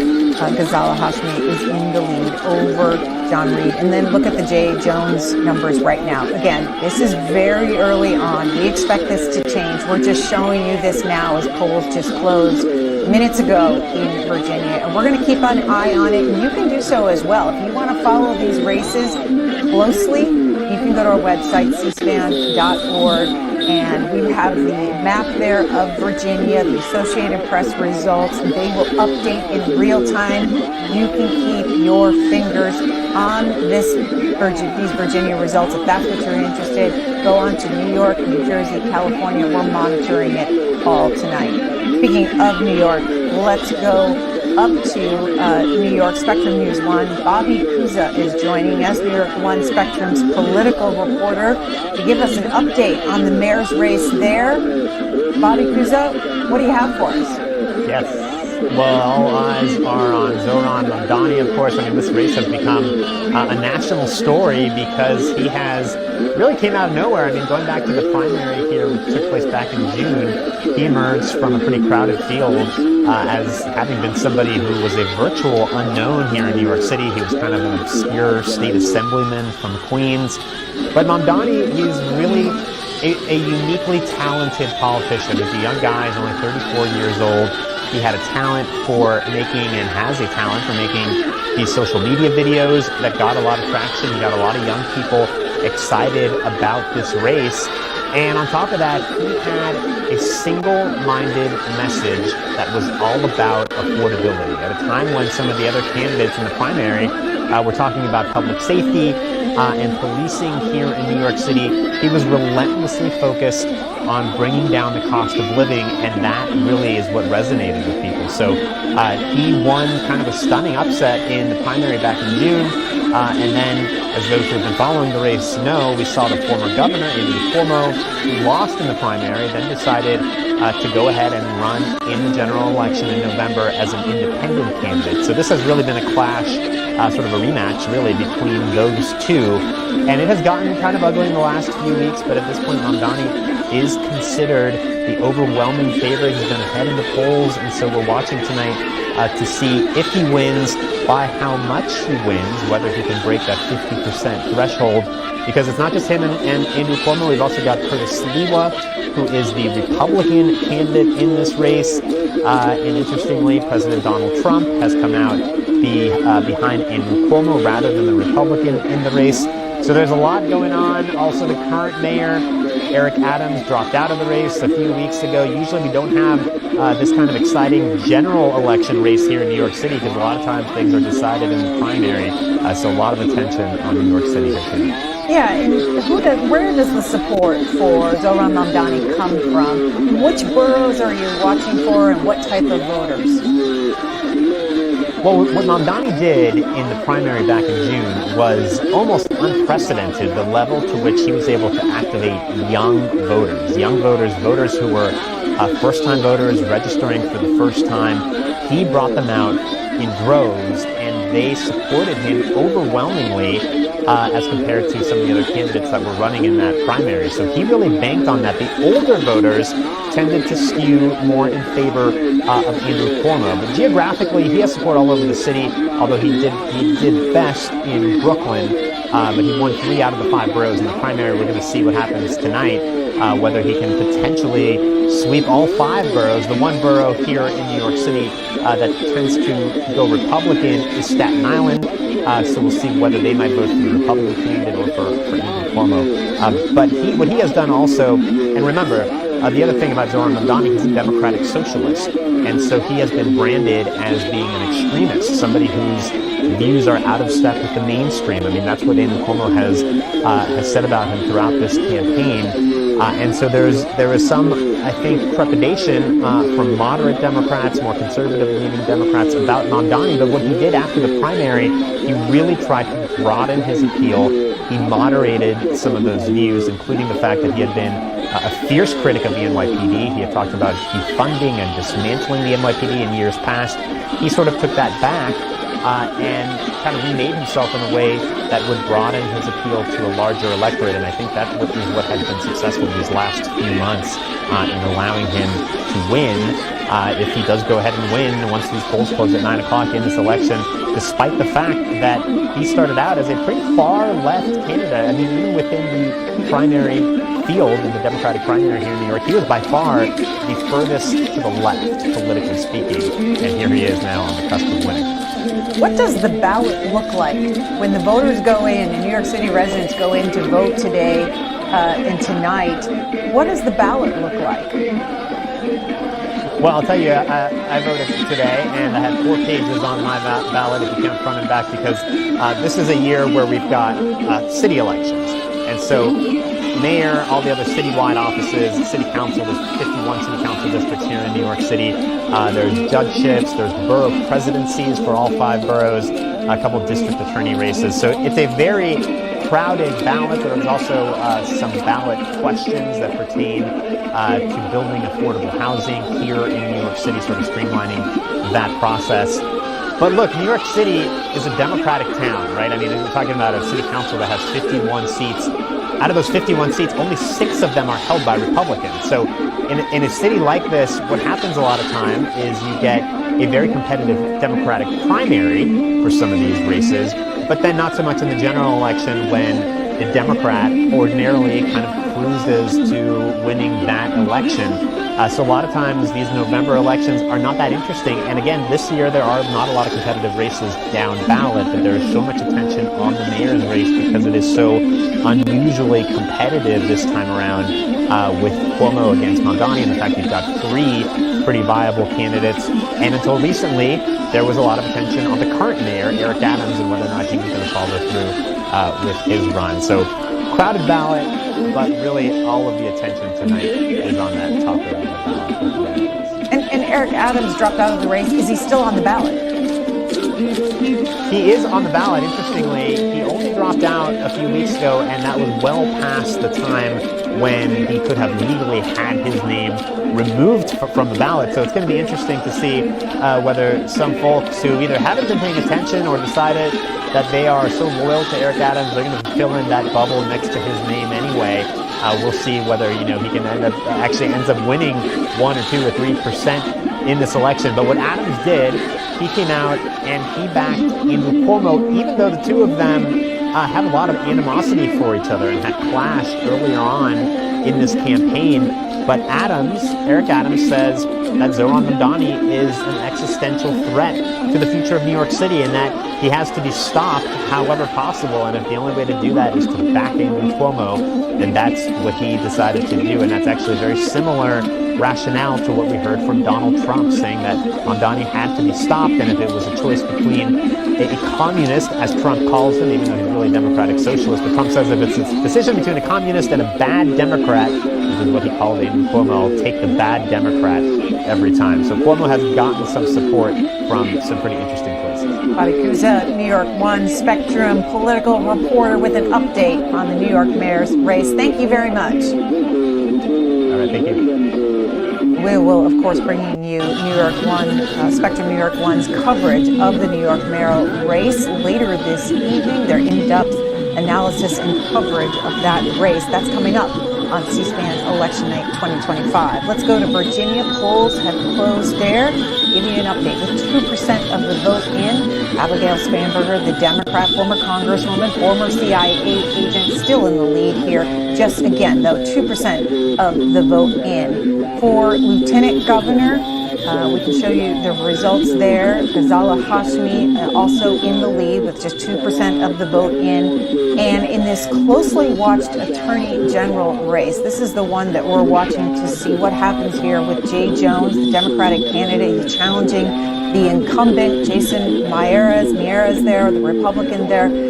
He's challenging him. Controversial text messages purporting political violence. So we're watching to see closely what happens with this race. Matthew Klein, you were talking about this earlier. We heard from Politico. Politico was referring to this Attorney General race as the marquee race tonight. I think that's probably fair, in part because the governor's race has been the outcome of it has been fairly well known for a while now, and based on what we're seeing right now, there's not much indication that that's going to look any different. There's going to be a big surprise there. But the Attorney General's race does look like it's competitive, a little bit more competitive. Certainly, Jay Jones, the Democratic nominee, is running behind Abigail Spanberger. Not by a ton, maybe not by as much right now as some people expected. Again, it's very early, so we want to make sure we wait before making any big projections. But I do think that he'll probably run behind, and it could take a little while longer before we make a call on that Attorney General's race. Sabrina Sticky. I think Matthew brought a really important point earlier, which is let's see how big Abigail Spanberger's margin is, and can she actually help carry Jay Jones over the finish line? I think that political violence has obviously taken center stage in recent months, especially after the assassination of Charlie Kirk. And we hear from voters constantly that they are deeply concerned about the climate, the ratcheting up of the rhetoric, and the threat of political violence. And I think that that's why this scandal did break through. Now, you hear, when I talk to some Democrats, they felt like maybe if it had happened a little bit later, in the final weeks of the campaign or final days, then it could have been a little bit more of a curveball. And I thought Matthew brought another important point earlier when he said that Earl Sears also just was not positioned to capitalize on it. She tried during the gubernatorial debate. He kept going after Spanberger for refusing to call on Jay Jones to drop out of the race. I remember her saying something like, would it take him pulling the trigger? Is that what would do it? And obviously Spanberger condemned the remarks, but did not call on Jay Jones to drop out of the race because, I think as Matthew pointed out earlier, if her campaign saw polling suggesting that he was truly a liability, they would have called for him to go. But I think they saw it as more of a distraction from the campaign that Spanberger was trying to run. How it all plays out, that obviously remains to be seen. I want to show our viewers, if they go to cspan.org, how you can play around with the maps tonight and what you're going to see from the Associated Press results. Looking at the state of Virginia, and you can see how they're shading in counties based on how the vote is trending at this point. Matthew Klein, if you look at this map, what are you seeing? This is just initial, obviously. Initial votes in, 2% the last time we checked with the Associated Press. But is this following along with historical patterns? So far, yes.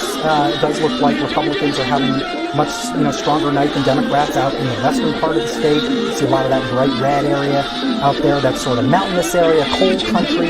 Maybe used to be more Democratic back in the 1980s, and nowadays it's solidly Republican. Not much yet from Northern Virginia. I think that's worth noting, although seeing that start to fill in a little bit there, we would expect that to become very, very blue. Arlington, it looks like a small portion of Arlington County has maybe reported, and also we're seeing some Democratic strength around Richmond. I'm going to be keeping an eye on Virginia Beach, which is in the southeast corner of the state. Right now it's shaded red. It's early. I have a feeling that by the time it's all said and done, Abigail Spanberger will probably be leading there, but it's going to be an important bellwether. What do you make when you look around Richmond, around the capital there? You were talking about the suburbs, shaded blue there. Is that trending a different direction? Does that seem to be in line? So far, it seems to be in line. I think, the Richmond suburbs have been one of the parts of the state where Democrats actually have improved, nationally improved from 2020 to 2024. There's, a lot of growth happening in the Richmond suburbs. Richmond area has become, it's a lot different than it was back when it was the seat of the Confederacy, that's for sure. And I think, we continue to see Democrats do fairly well in that area, continue to make some gains in places like Henrico and Chesterfield County, and those are going to be ones we'll be watching tonight. Yeah, we were talking about Chesterfield County earlier today, and I've got that highlighted for our viewers on the screen. Fourth largest county, as we talked about. The president lost ground in 2024, losing 9 percentage points. Compare that to 7 points that he lost in 2020, a 2-point pickup in 2016. And this is a county Glenn Youngkin won in 2021 by 5 points. So how important is Chesterfield? It's important. Yeah, it's crucial. I mean, you need to, these are the types of voters that if Winsome Earle-Sears is going to win with, if she's going to be able to pull off a victory tonight, she's got to get those folks who voted for Glenn Youngkin and maybe who weren't all that excited about Donald Trump, who don't like Donald Trump. Was she running a campaign that's capable of doing that? It remains to be seen. I think most operatives would tell you that she probably wasn't. There was some frustration from the start, even among a lot of Republicans, about how she was running this campaign, the issue set that she leaned into. But I just think about a recent debate that she had with Abigail Spanberger. One point that really complicates Winsome Earle-Sears' path to winning in some of these suburban areas was on the issue of same-sex marriage. Most people consider that to be a settled issue, and it has been for 10 years, and obviously in the state of Virginia that it's overwhelmingly supported. And Winsome Earle-Sears, during that campaign, during that debate, made a comment about how she did not believe that firing somebody because they were gay constitutes discrimination. That Spanberger campaign seized on that. That has been featured in advertisements in the home stretch of the campaign. It's been a challenge for Winsome Earle-Sears, and it doesn't do her much help in those suburban communities. What role has the president played here for the Republican candidate for governor? Well, I think that when you go back to this issue of dissatisfaction, that's been the key challenge for Winsome Earle-Sears. And, we've talked about it a few times, so I wanted to actually pull up the number. Yeah. Virginia is home to more than 300,000 federal workers. So you take the double barrel of the Trump administration's efforts to slash the federal workforce through DOGE, and then the ongoing government shutdown, which tonight will become the longest in U.S. history. And then you look at polling that shows that a fifth of voters in the state of Virginia said that someone in their household was employed this year by the federal government or worked as a federal contractor. Most of them say that they have been affected by the recent federal cuts. So I think that has been one of the biggest liabilities for Republicans in a state like Virginia, where you can take any state or any local race and try and turn it into a national referendum on the president. Virginia is in the unique position because of its sharing the border with D.C. and because of the composition of its workforce. where you see that effect in real time. It's so much more tangible for the voters of Virginia to feel the impact of the administration because they're living it. So I think that's been the Trump factor very much so, because otherwise voters in Virginia actually have a fairly more positive outlook on the economy compared to voters in some other states. I just think that on this specific issue and the cuts to the federal government workforce and the shutdown, they are actively living through it. As Sabrina Siddiqui reminds us, it's election night 2025. It's also day 35 of a government shutdown, and it will become the longest government shutdown in U.S. history tonight. Richard in New York, Democratic caller. Let's turn to you. How did you vote today? I voted against the socialists. You vote and are you a Democrat? Yes, I'm a registered Democrat. But when it comes, I vote in all the elections available, and usually I vote for the person more than the party, especially when it's for president. But being in New York, as you said before, we're a heavily Democratic city. So I usually vote for the Republicans because I would like to see in my lifetime at least a 55-45 split. I don't think I'll ever see it, but I vote that way with the hope. But in this case, I voted against the socialists. So the Richard, young people. Yeah, go ahead, Richard. The young people? Richard, are you still there? Yeah, I'm here. Okay, so I was going to ask you, who did you vote for? Did you say? I did not. I just did not vote for the leader in the poll. I voted for the second option. Okay. All right. Well, there were three for the mayor's race. I like him on the radio. I think he's very charismatic, but he can't run the city. Okay. And Richard, how have you voted in the past in these previous mayoral races? I have voted based on the person. I voted for Koch. I voted for Giuliani. I voted one time for Bloomberg. I didn't like the idea that he ran for the third time. The election with Adams, I was not available, so I did not vote in that election. All right. Richard in New York, calling on our line for Democrats, says he's a Democrat, but often votes for Republicans. Matthew Klein, who is this voter in New York City? Actually surprisingly common in New York City. A lot of people in New York City are registered Democrats. The state has closed primaries, so you can't vote in Republican primaries, Democratic primaries, if you're not a member of the party in question. And since so much of New York politics is dominated in these Democratic primaries, we've seen a lot of people who are consider themselves Democrats, might be more conservative Democrats by some national standards. And it's part of the reason that Andrew Cuomo managed to get a fairly robust share of the vote in the primary, even though he has been substantially more moderate on a lot of issues, and he has a strong base in the Italian American community. There's still a lot of registered Democrats around there who are willing to consider voting for somebody like that, who may not want to be a part of the vote for a Democratic Socialist. They may not be comfortable with that. And I also think it's important to note, Republicans, this was an opportunity for them. This was an opportunity to put this city in play. And they have competed in recent years to some extent. And this could have been an opportunity to show that after they're making all those inroads last year in Queens and the Bronx, that they could put up a formidable candidate. Instead, they re-ran Curtis Sliwa. He is not regarded as a serious candidate. He's holding a distant third place for most of his campaign. It was a missed opportunity for him. Sabrina Siddiqui, according to the Associated Press, New York City residents, voter registrations around 5 million, 65% Democrats, 11% Republicans. I mean, Democrats outnumbering Republicans by almost 6-1 in New York City. Yeah, and I think that's why Andrew Cuomo running as an independent was the most viable alternative for people who were looking to stop the rise of Zohran Mamdani. I do think what was telling from the caller is it kind of circled back to a point I was making earlier, which is one of the biggest challenges for former Governor Cuomo, is people are not necessarily voting for him, they're voting against Mamdani. Whereas the enthusiasm is on Mamdani's side. People are not just voting for Zohran Mamdani. He's ignited, this call for generational change that we haven't seen. Certainly Democrats haven't seen, they feel, since President Obama. Again, New York City is unique. We're not going to necessarily draw too many national implications from New York City, but I just think that it speaks to the level of enthusiasm that Mamdani has had, and we were kind of talking even about the kind of campaign he's run, the strategy, the social media strategy.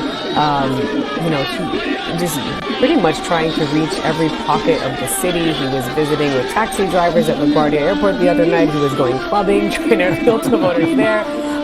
Sort of the everyday man, everyday mayor. And I think that image is really stuck, and I think it's going to serve him really well tonight, despite concerns that some voters might have about his platform and his agenda, because he is someone who has come across as a fundamentally likable guy, and that's something that voters feel like they haven't seen in a while. And he's appealed to young voters on social media as well. He's appealed to young voters on social media, and I think what's been smart about the Mamdani playbook is once he locked down the nomination, he's managed to keep up that appeal to young people by remaining focused on issues like affordability and the cost of rent, the fact that many young people cannot afford to pay rent in New York City, at the same time moderating on other issues where some of the more centrist Democrats or centrist voters in the city had concerns. I mean, he said he would keep Jessica Tisch as the NYPD commissioner, even though she opposes bail reform. He's embraced plans to build new jails in the city. That was something he was previously opposed to. He's even suggested that he might be able to enact or fund his policies without raising income taxes on the wealthy. He's somewhat distanced himself from the Democratic Socialists of America. He's not shying away from the socialist tag, but he's said that he doesn't fully subscribe to the national DSA's platform. So I think they've been really smart in holding on to the appeal that he has with young people, to the appeal that he has with his base of support, and also trying to draw in other voters by saying, hey, I'm amenable, I'm open to listening to everyone. Let's go back to Virginia, run through the results again here, starting with the governor's race. 17% of the vote in, Abigail Spanberger retaining her lead right now. Again, 17% of the vote in. When you go to the lieutenant governor race, Democrat also in the lead, Ghazala Hashmi over John Reed. And moving on to the attorney general race, this one we expect to tighten in Virginia. Jay Jones, though, with the lead right now over the Republican incumbent Jason Miyares. 17% of the vote in, much more to go here. We'll see what the Associated Press does, if they call this race soon or not. Matthew Klein, let's go back to the map that's on cspan.org for our viewers. And if you take a look at where the counties are getting shaded in, let's just focus on Prince William, though, here, because it's a light pink right now. Mm-hmm. What do you make of that? I make that it won't stay light pink for very long. That's going to end up being a Democratic county by the end of the night. Only 1% in there right now. I think Loudoun County is probably a little bit more telling at this point. It looks, based on what we've got 79% of the vote in Loudoun County. That's a decent amount. We can start making some pretty good inferences there. 26-point lead for Abigail Spanberger in Loudoun County as of this current moment. Kamala Harris won that by 16 points, so that's a 10-point overperformance from what was a 6-point statewide victory for Kamala Harris last cycle. That's an Abigail Spanberger on pace to win by double digits. All right, we'll keep watch on that as we continue here tonight on C-SPAN, Election Night 2025. Let's go to Sean in California, Democratic caller. Sean, did you vote today? Actually, Greta, I didn't vote today because I worked so much. I received my mail-in ballot on the 7th or the 8th of October. I put my mail-in ballot back in the mail on the 9th, and I called a week ago. They received it, made sure my signature was checked, and that's for my entire household. And I voted for Prop 50. And why did you vote for Prop 50? Reason being is we're supposed to, as Americans, be on a playing field. Things are supposed to be equal. And when we have a president, which I haven't seen in my time for 42 years of voting, when we have a president that comes out and they're asking states to get more seats for their favor, then now it's not on an even playing field. So we're going to put it on an even playing field for everyone because it's not just for one culture. We are Americans and we stick together. I also wanted to make a comment as to why a lot of other people are mad, like really upset with our government, because of the fact that we started with DEI. We said we were going to do things to make the country better, and there is nothing put in place of that, and we're seeing that all our hard-earned money is going to other countries. And, you know, our East Wing, are we seriously kidding me? Like, if you want benches with an umbrella, go to the beach or go to the park. I am a very hard-working person. I work 2 jobs. I have not seen anything for me, and it's not because of this Trump. It is because of the administration. It's because of what I'm seeing on the streets when I'm going to see my clients. I'm not knowing if I'm going to get caught up in it, blocked in it, or anything. So this is just too much drama. And Americans, we like to have a lot more peace, not drama. All right, Kohler, let me ask you before you go there. So was your vote in favor of Proposition 50 also about voting against this administration, not just the redistricting battle? Well, my vote was in favor of Prop 50 and was also against against this administration destroying our democracy, because we've worked hard for our democracy, and I don't like being called names, very negative names. I am African American indigenous too, and I really don't like it. So yes, I voted against 50 for even playing field, also the administration. Also, I voted against all of this corruption that's going on that I believe. And we need to get our country back together. It's making us really, really look backward at another country. All right. I'm going to leave it there. A California voter there voting in favor of Proposition 50 at the Mike and Cheryl headquarters in New Jersey. There is Senator Cory Booker talking to reporters ahead of the polls closing there in just about 20 minutes. We can see if we can listen in and hear if we can hear what the senator is saying to reporters.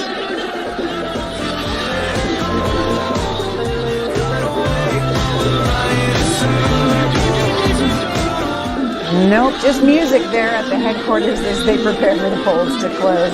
A crowd there gathering around Senator Cory Booker. I'm sure he's talking about his candidate tonight, and that's Mikey Cheryl. As we wait for the polls to close in New Jersey, let's talk about this candidate for Democrats. Congresswoman, she turned a Republican seat blue. She also is a national security candidate. Mm-hmm. I mean, I think that you're seeing sort of different trends obviously play out in the Democratic Party. And when you talk to party leaders, they would probably want to make the case that there's room for, both types of candidates, the national security centrist candidate and, the more left-leaning Zoran Mamdanis of the world. I think what's really impressive to Democrats about Mikey Cheryl is she's been able to take, this narrative around President Trump and his impact on voters and localize it for the state of New Jersey. I mean, one of the key issues that came up was this Gateway Tunnel project, building 2 new rail tunnels under the Hudson River connecting the city to New Jersey.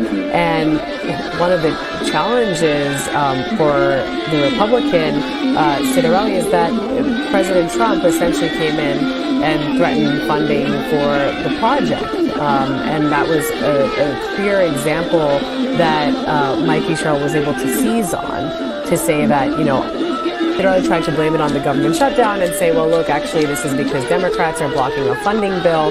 But he was done no favors by President Trump, who effectively announced that the project was over. Whether or not that's actually going to be the case remains to be seen.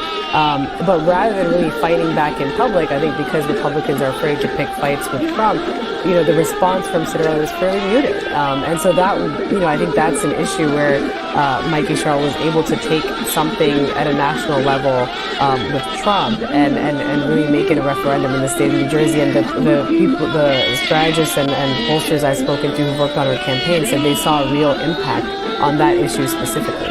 What about the demographics in the Garden State for Mikey Sherrill? What are you watching for tonight, and where she pulls support? I mean, I'm very interested in seeing, obviously, what happens with the suburban swing voters, the types of voters who Democrats struggled with in 2024, where the margin of victory for Vice President Harris narrowed in 2024 compared to President Biden's in 2020. We've also talked a lot about minority voters tonight and realignment. There are a lot of Muslim voters we were talking about in the state of New Jersey, a lot of whom swung away from Democrats in 2024. And I think there's a bit of a misconception that it was only over the issue of Gaza, because we were also talking about Michigan, and so I just, if you're talking about this group more broadly, some of it also has to do with taxes or more hardline views that they may have on immigration, social issues such as LGBTQ issues, transgender issues. So I think the party was, the demographic was already shifting away from Democrats and toward Republicans at a state level anyway. But I think there's just a lot of dissatisfaction with Democrats, as we said, over their handling of the war in Gaza and just inroads that they struggled to make with minority communities in 2024. I'm very curious to see if candidates like Mikey Sherrill are able to gain ground there, even if they were talking about other issues, just to see if there is really any inroads that they make in rebuilding the kind of coalition that Democrats have leaned heavily on in the past. And Matthew Klein, when you look at the state of New Jersey, a vertical state, where does it run red? Where does it run blue? It's interesting. There's sort of a blue strip that runs along the, all along 95 and the Jersey Turnpike. Sort of in the middle. That's right. It goes right up the middle from, the Philadelphia suburbs, Camden, and some of those areas down in southern New Jersey, swings up, and then, of course, once you get closer to New York City, it's Hudson County, Jersey City, Union City. Those are all pretty Democratic areas. Republicans tend to do better in some of the suburbs that are, wealthier, whiter, out and a little further more rural. They also do very well in rural South Jersey. That's sort of a newer development. They didn't used to do nearly as well as they do now. Part of that rural trend that we've seen. And then Republicans have a very strong base of support in Ocean County, which is a large county, coastal county. And if Jack Ciattarelli is going to win this tonight, he's going to put up a big number in Ocean County. He has to. What about Somerset County? Reporting from previous election cycles, an affluent area, historically GOP, but Democrats have won it in every presidential contest, I believe, since George W. Bush in 2004. How has it changed? Yeah, it epitomizes sort of what powered Sherrill to her victory in 2018 in the U.S. House of Representatives, which is it's a lot of these suburban voters who maybe aren't as fond of Donald Trump, who generally kind of like a moderate Democrat, somebody who they feel like they can, vote for and not have to worry about their pocketbooks necessarily changing as a result of it. And so I think that's, a great example of that kind of voter. What have polls shown on this race heading into tonight? Well, they've been kind of all over the place. So we have some over the weekend that showed it as close as 1 point. We've had some that have shown it as large as 10. And I think the general consensus is that it's probably going to end up somewhere in the middle. Depending on how this race shakes out, it could potentially be, a win in the high single digits for Sherrill, or she could squeak it out, very narrowly. I think one thing that's going to be interesting, we're going to want to make sure that the Harris margin there was about 6 points. That's kind of the benchmark. Is Mikey Sherrill doing better than Kamala Harris or worse than Kamala Harris in the state? Phil Murphy, the Democratic governor, won by 3 points in 2021. So it's been some tight victories for Democrats in recent cycles. If it's smaller than 6 points, probably not the night that a lot of Democrats were hoping for, although certainly, even if you win by 1 vote, they call you governor no matter what. So, obviously Democrats are going to be very optimistic about any kind of win that they can get tonight. But I think Republicans will be much more nervous about 2026 if Mikey Sherrill is winning, by a margin that was wider than Kamala Harris is last summer. How does the ballot work in New Jersey? Are you voting for a ticket for governor and lieutenant governor versus Virginia, where you are voting separately. That's right, yes. It changes from state to state, and New Jersey is a state where the lieutenant governor and the governor run together. Mikey Sherrill chose university president, who's African-American, to be her running mate. Jack Ciattarelli chose the sheriff of Morris County, which happens to be Mikey Sherrill's home county, a potential play for some of those suburban voters who are interested and potentially motivated by the issue of crime. So yes, but there aren't as many races on the ballot in New Jersey just because of the fact that this is a shared ticket. And the Attorney General in New Jersey is actually appointed by the governor, not elected. And historically remind us how New Jersey has trended over previous election cycles. New Jersey was, from 1992 to 2020, a fairly rigid state. It was voting Democratic most of the time by double digits, mid-double digits, about 15 points. You saw Chris Christie come in occasionally. It was willing to elect a Republican as long as they were like a Jersey guy. But in recent years, since 2020, there's been a really sharp snap toward the Republican Party in the state. Phil Murphy winning by just 3 points. That was a huge shock to Democrats. They were surprised. Obviously, he won, but it portended some of the problems that Democrats were going to face in 2024 and potentially may continue to face. I mean, we're still getting used to, I think, the idea of New Jersey as being a state that could be in competitive territory. Obviously, it would be a huge state. It would be an extremely expensive state if it makes its way onto the map, the Electoral College map, because it's almost entirely within the Philadelphia and New York City media markets, which are some of the most expensive in the country. Sabrina mentioned tonight, history is going to be made in Virginia because no matter who wins, you're looking at the first female governor in Virginia. In the state of New Jersey, if Mikey Sherrill pulls this off tonight, she becomes the second female governor in the state of New Jersey following Christine Todd Whitman. Yep, that's right. It's been since the 1990s since New Jersey's had a female governor, and I think that was part of what powered Mikey Sherrill in the primary. She was the only woman in a six-way field in a Democratic primary where a majority of women are voters. And there have been a lot of critiques about Mikey Sherrill, about the way that she's run this campaign, about whether or not she has the charisma to go out and win it. But in that case, it really helped her. It helped her to be a woman, a mom. She's really leaned into that idea. So has Abigail Spanberger, for that matter, in Virginia, talking about that, trying to relate to swing voters by leaning into some of the, less partisan, less political aspects of their lives. Let's go to New Jersey. Joey Fox is joining us. He's with the New Jersey Globe to give us the latest on the ground there. Joey Fox, what happened today as New Jersey voters went to the polls? Give us the latest. I think that one thing, I tend to try to not overanalyze the voting data we get from vote by mail and early voting and throughout election day, just because it oftentimes gives sort of an inaccurate picture when you don't have the full context of what's happening until you know all the votes that have been cast. But I think one thing that we're seeing, I've been following the Virginia results that have been coming in for the last hour, and I think that we've been seeing in a lot of the data in New Jersey, is people are just really energized to vote. I remember this was a phenomenon during the first Trump era, where elections that oftentimes had sort of measly voter turnout in prior eras just saw this spike in enthusiasm, often among Democrats, but also among all voters. The 2020, 2024 presidential elections were crazy high turnout. And I think that is one dynamic that I'm not going to make a prediction about who wins tonight in New Jersey, but I do think that is one thing that whatever else happens is going to be a takeaway from this election, is just how many voters ended up getting engaged. And that was true in the primary as well. The primary had very high turnout as well. How is voting going in New Jersey today? So I will say I'm in D.C. I'm not personally in New Jersey, so I have not been able to go to any polling locations or anything like that myself. I do know that there was a non-credible bomb threat this morning that obviously wigged some people out, but then ended up not being any kind of real issue that needed to disenfranchise anybody.